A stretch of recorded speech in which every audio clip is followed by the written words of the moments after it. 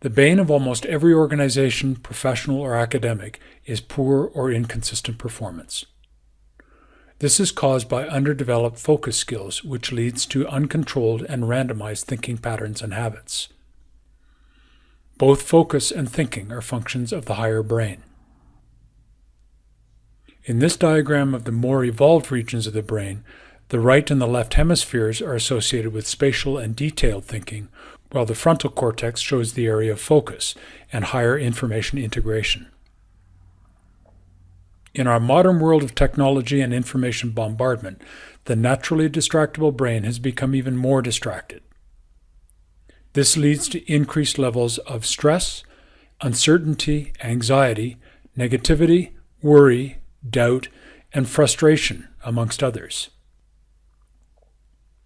This kind of thinking is driven by emotion and has a survival component, which arises from the lower brain.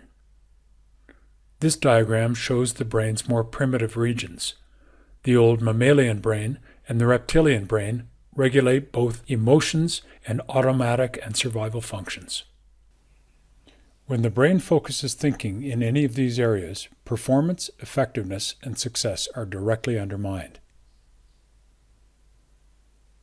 That is, the attainment of goals and desirable results are compromised. In order to reverse this trend in a lasting and sustainable way, it's important to know the following facts so that corrective strategies can be successfully implemented. 1. Thinking drives performance. 2. Thinking is personal and individual. 3. Thinking capacities of the brain awaken in a series of developmental stages. There are 7 stages. So let's take a look at the first one. Thinking drives performance. It's a fact that everything that you do starts with thinking. In fact, there are 4 steps of thinking that you do before you perform or do anything. It starts with an idea that is then evaluated, upon which a decision is made, which leads to the planning of its execution. Only after this thinking process happens comes the doing, the performance. In this schematic diagram, it shows the relationship between the brain and its direction to the body. Thinking and the decision is made in the brain. The information is delivered to the body, and the body carries out the decision of the brain in the form of behavior and actions, in other words, performance. This then delivers results. So you see, it is really thinking that drives results. Because performance is what stands behind results, whether they are good or bad, we can conclude that it is really thinking that stands behind our outcomes. It's very simply a case of cause and effect. Thinking is the cause of the result. The second point is that thinking is individual. It is the private content of thinking which drives performance.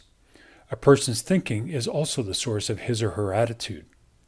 The pattern of an individual's thinking arises from the person's subconscious brain formed in the first 9 to 10 years, a time that we can barely remember. It is the development at this time that serves as the basis for a person's thinking.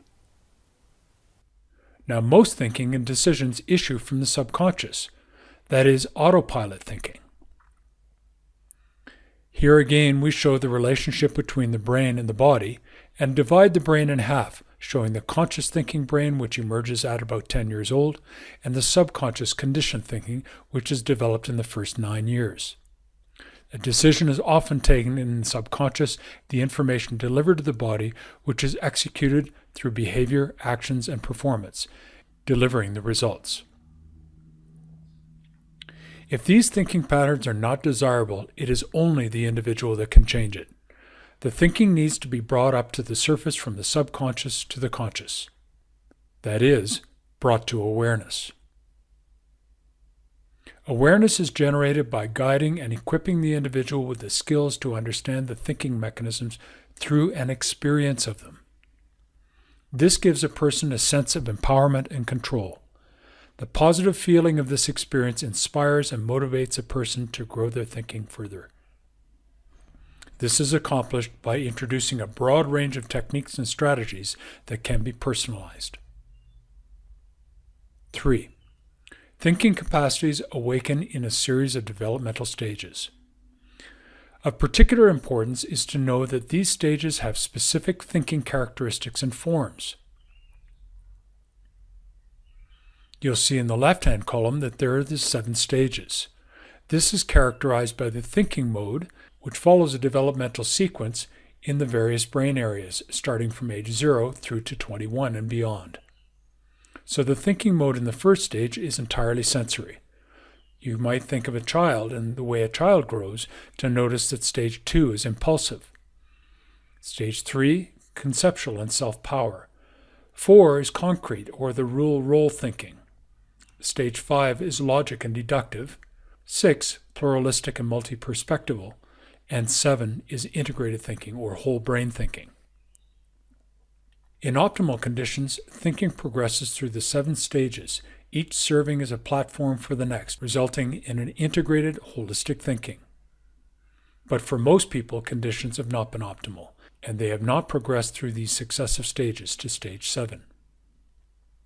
Most individuals' thinking will have reached full development at one of the stages prior to the 7th, and their thinking will be dominated by its mode as characterized in the table above.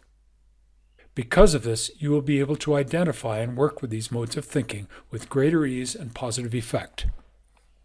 Understanding that a person's thinking operates largely from one particular developmental stage is one of the most significant insights that will permit efficacious rollout of growth and performance-based programs based on thinking capacities. Generally speaking, performance success occurs when the thinking needed for execution matches the thinking capability.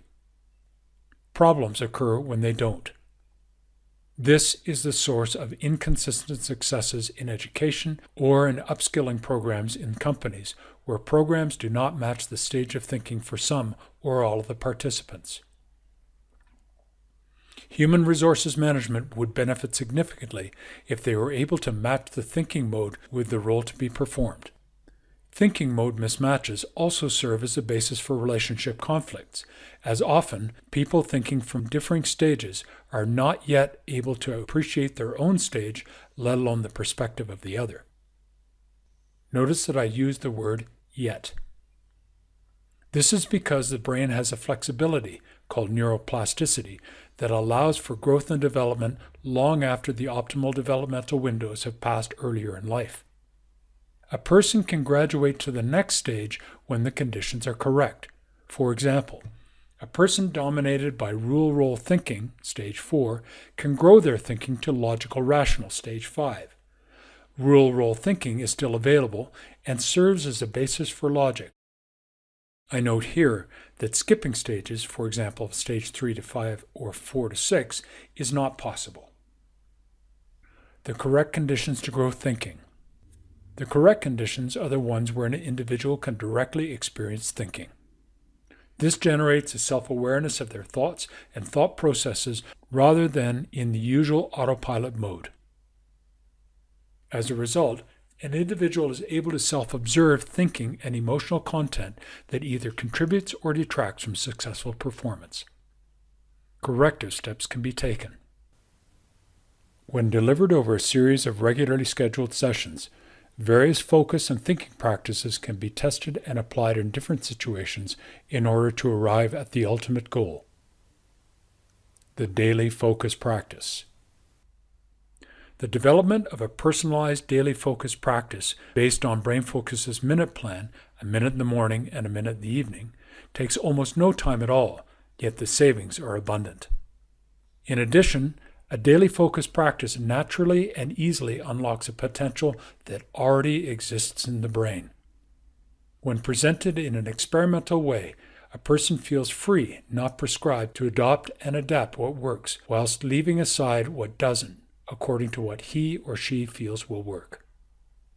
And when it works, it feels good. And when it feels good, you have an optimized brain state, one that is firing on all cylinders. That means thinking becomes clearer, more efficient, and effective. Decisions are taken with greater awareness and better outcomes. This saves time, money, and energy. That is how you optimize thinking. And this is the kind of thinking that can drive your performance. And that performance will deliver your results, the results that you want. Because ultimately, it really is thinking that delivers your results. This is the power of brain focus. Almost 10 years of research, development, and delivery have distilled it into a program that unleashes human potential from within, capacities waiting to be awakened. It is the definitive training in performance management because it gets at the underlying issues of performance, and it develops the most important skill at an individual level, and that is thinking.